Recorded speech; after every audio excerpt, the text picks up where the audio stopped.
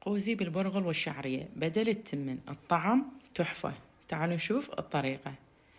بالبداية بجدر الضغط ضفت قليل من زيت الزيتون وضفت قطع اللحم الغنم نوعا ما كبيرة واحمسها تمام. أضيف عليها ورق غار وهيل وبصرة وأضيف الجزر البصل والثوم واحمسهم وأضيف عليهم حمص معلب وأضيف مقدار المي المغلي ومقدار الملح وأغطي الجدر لحد ما يستوي اللحم عندي.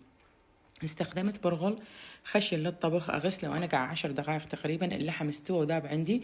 بجدر ضفت ملعقة سمن وحمست الشعرية وضفت البرغل وقلبته وضفت عليه مي اللحم ينطيمونه ونكهة وطعم وأضيف عليه مقدار الملح وأغطيه وأتركه لحد ما يتهدى عندي البرغل. حتى يصير عندنا اللحم قوزي راح أخليه بالقلاية الهوائية من فكير أحمره. حتى اللوز والكشمش راح أحمره بالقلاية الهوائية من فكير بهالشكل هذا. البرغل جهز عندنا وصار نثري. قدمناه وخليت عليه قطع اللحم القوزي المتحمر بهالشكل هذا.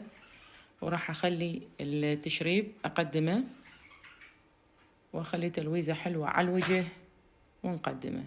جربوه. قوزي بالبرغل تحفة. بألف عافية.